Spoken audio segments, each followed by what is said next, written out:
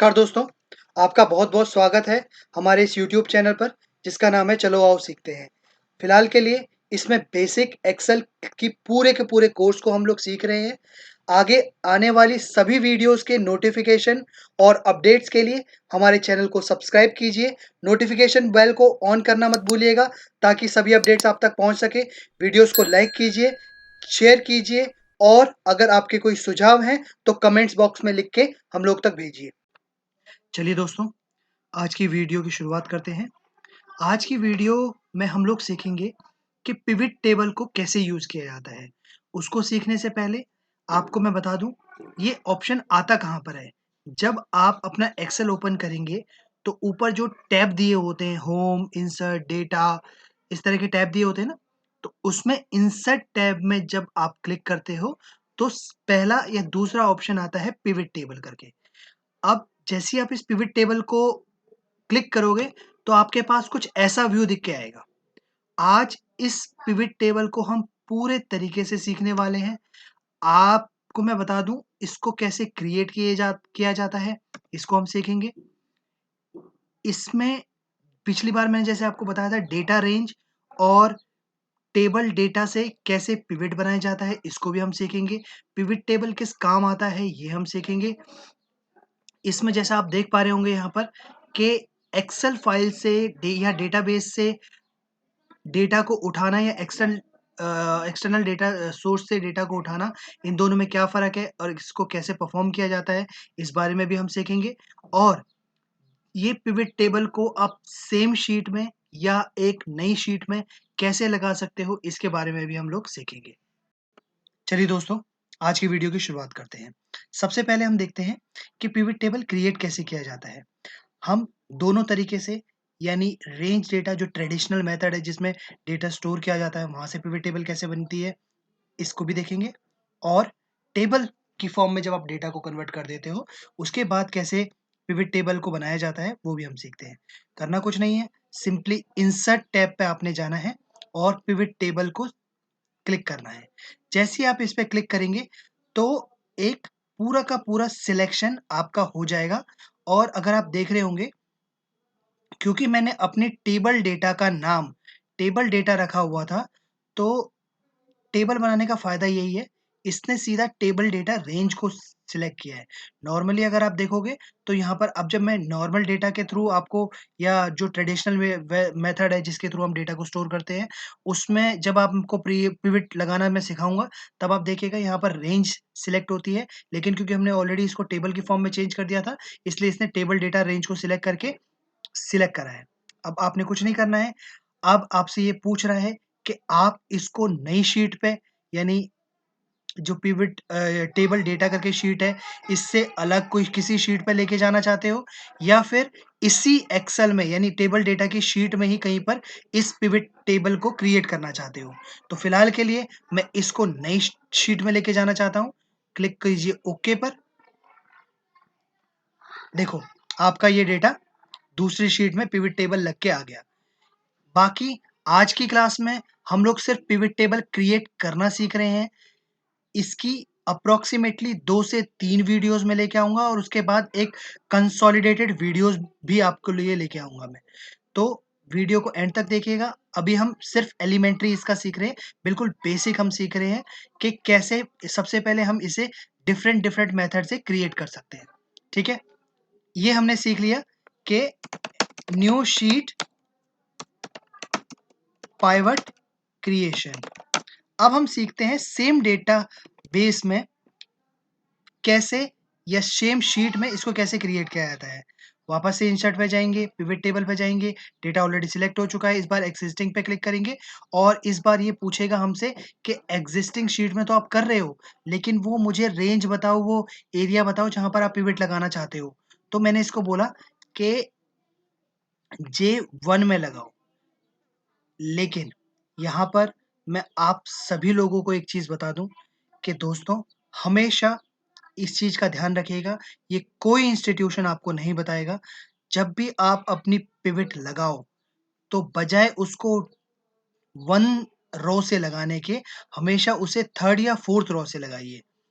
इसका क्या बेनिफिट होता है, इसको जब हम इसके सेकंड पार्ट पर जब हम टेबल क्रिएट करके उस पे वर्किंग स्टार्ट कर देंगे, उस वीडियो में मैं आपको इसका डिफरेंस भी बताऊँगा, ठीक है? अभी फ़िलहाल के लिए मैंने J4 पे क्लिक किया और ओके प्रेस कर दिया। जैसे हम लोगों ने वहाँ पर पिवट क्रिएट किया था, यहाँ पर भी पिवट टेबल आपका क्रिएट हो चुका है, ठीक है? अब हम सीखते हैं कि ये pivot table normal traditional data source में अगर हम लगाना चाहें तो कैसे लगता है? उसके लिए सेम वही करना है आपने, इंसर्ट पे क्लिक करना है और इसकी मैं एक और बारीकी बता दूँ आपको कि जब भी अभी फ़िलहाल के लिए पहले हम इसको लगा लेते हैं, उसके बाद आप बेहतर तरीके से इसको समझ पाओगे। तो फ़िलहाल के लिए मैं इसको अभी लगा के दिखा देता हूँ आपको। पिवट टेबल पे क्लिक किया आपने, इसने पूरा अब देखिए, पिछली बार हम लोगों ने जब सिलेक्ट किया था टेबल डेटा करके यहाँ पर लिखा आ रहा था, आपने नोटिस किया? लेकिन इस बार इसने शीट का नाम ली भी लिया हुआ है और रेंज प्रॉपर ली हुई है कि A1 सेल से लेकर F702 तक मेरा डेटा है, इसने वो सारा का सारा सिलेक्ट कर दिया। इस तरीके से पिवट टेबल क्रिएट करने के क्या डिसएडवांटेजेस होते हैं, ये भी मैं आपको आज इसी वीडियो में बताऊँगा, तो वीडियो को एंड तक देखिएगा। अब फ़िलहाल के लिए क्योंकि हम लोगों ने न्यू और एक्जिस्टिंग क्योंकि इसमें कोई डिफरेंस होता नहीं है, फ़िलहाल के लिए मैं एक्जिस्टिंग ही शीट पे क्लिक करूँगा और जैसे मैंने आपको बताया था हमेशा 3rd या 4th रो से स्टार्ट करना चाहिए, तो मैं बिल्कुल इसके 3rd रो पे आ गया और क्लिक किया ओके, तो हमने ट्रेडिशनल मेथड में जिस हिसाब से हम डेटा स्टोर करते थे, उसमें कैसे पिवट टेबल क्रिएट की जाती है, ये हमने सीख लिया। अब आपको मैं बताता हूँ कि इस तरीके से हमें पिवट टेबल क्यों नहीं क्रिएट करनी चाहिए। फिलहाल के लिए मैं इस डेटा को इस पिवट टेबल को डिलीट करना चाहता हूँ। उसके लिए आप क्या करेंगे? उसके लिए या तो आप इसको यहाँ से लेकर यहाँ तक सिलेक्ट कर लीजिए और सिंपली डिलीट बटन प्रेस कर दीजिए। अब हम सीखते हैं कि इसमें अगर मेरे मेरे पास अभी तो फ़िलहाल के लिए मेरे पास कंडीशन ये थी कि मेरे पास सारा का सारा डेटा इसी एक्सेल में अवेलेबल था और इसी एक्सेल में ही मैं पिवट टेबल क्रिएट कर रहा था। एक सिचुएशन इमेजिन करके देखिए, अभी आपके पास ये एक शीट है, ये एक एक्सेल है, जिसमें आपको एक रिपोर्ट बनानी है। लेकिन आपका जो डेटा है वो किसी और ही एक्सेल शीट में बना हुआ है। उस केस में आप पिवट टेबल कैसे क्रिएट करेंगे, वो मैं आपको बताता हूँ। सिंपली फ़िलहाल के लिए एक नई शीट ऐड करते हैं और मैं यहाँ पर पिवट टेबल क्रिएट करना चाहता हूँ। इंसर्ट पिवट टेबल, ठीक है? अब यूज़ एक्सटर्नल डेटा पे हम लोगों ने क्लिक करना है।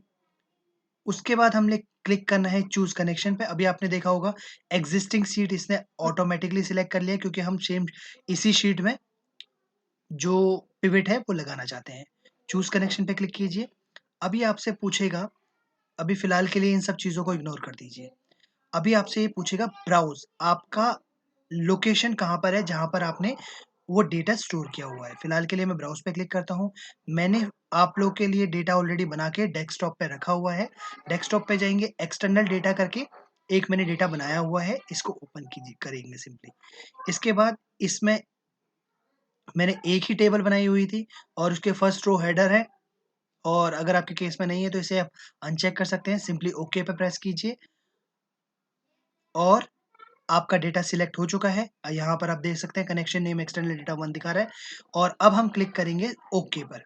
जैसे ही हम ओके पर क्लिक करेंगे, बिना उस डेटा को ओपन करे हुए हमने उस डेटा से पिवट लगा दी है।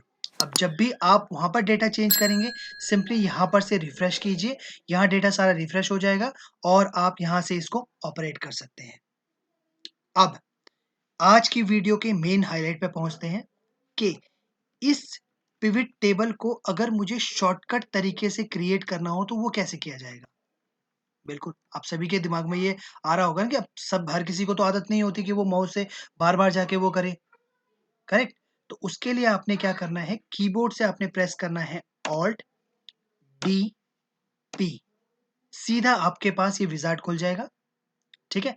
आपका अगर डेटा यहाँ पर अवेलेबल है सेम शीट में, तो आप सेम शीट पे क्लिक कीजिए, एक्सटर्नल से है तो एक्सटर्नल पे क्लिक कीजिए। बाकी 2 ऑप्शन ये एडवांस बेसिक अभी तो बेसिक की चल रही है, जब एडवांस एक्सेल को हम लोग सीख रहे होंगे, इन दोनों ऑप्शंस को मैं आपको तब बताऊँगा, ठीक है? फिलहाल के लिए नेक्स्ट पे क्लिक करते हैं। अब ये इसने डेटा सारा का सारा सिलेक्ट कर लिया और दोबारा से नेक्स्ट पे क्लिक करते हैं, ये पूछेगा किस शीट में लगाना चाहते हो? फिलहाल के लिए मुझे नई शीट पे लगाना है। तो नई शीट पे क्लिक करके फिनिश कर देंगे। ये नई शीट पे आपका पिवट लग गया। इसके अलावा भी एक तरीका होता है जिसके थ्रू आप पिवट लगा सकते हो।